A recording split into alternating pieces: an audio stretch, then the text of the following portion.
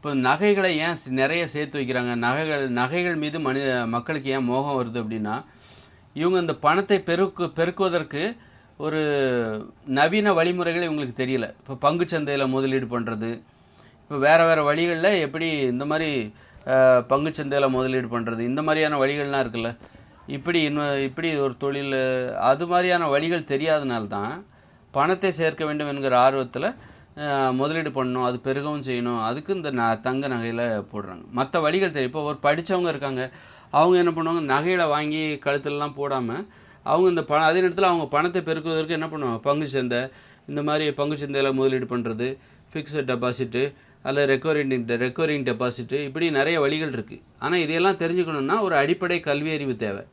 இங்கே மக்களுக்கு பார்த்திங்கன்னா, பெரும்பாலான மக்களுக்கு அடிப்படை கல்வி அறிவு இல்லை. அதுவும் பெண்களுக்கு பார்த்திங்கன்னா நிறைய பாதி பேர் வீட்டில் தான் உட்காந்துருக்காங்க, வேலைக்கு போகாமல் வீட்டில் உள்ள வேலைகளையும் செய்கிறாங்க.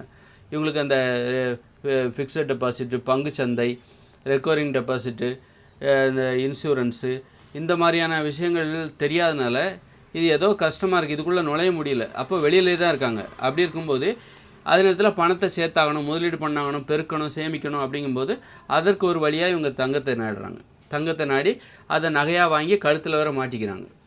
அதுவே ரொம்ப படித்தவங்க விவரமானவங்க என்ன பண்ணுறாங்க, இதை விட என்ன பண்ணுறாங்க, ரொம்ப புத்திசாலித்தனமாக வேறு வழிகளை தேடுறாங்க. பங்குச்சந்தை, அப்படி ரெக்கரிங் டெபாசிட், ஃபிக்ஸட் டெபாசிட்டு, இந்த மாதிரி பல்வேறு வழிகளில் அந்த பணத்தை பெருக்குகிறார்கள். அப்போ அறியாமல் தான் பணத்தை பெருக்குவதற்காக நவீன உலகில் இருக்கிற நிறைய வழிகளை பற்றி ஒன்றும் தெரியாதவங்க தான் பணத்தை பெருக்குவதற்கு ஒரே வழி நகைகளை செஞ்சு மாட்டிக்கிறது, நகையாக வாங்கிறது, அப்புறம் நிலத்தை வாங்கிறது, அந்த மாதிரி போகிறாங்க.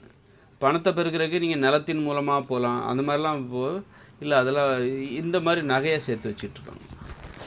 அப்புறம் அது ஒரு அடுத்த வழியில் போகிறோம்.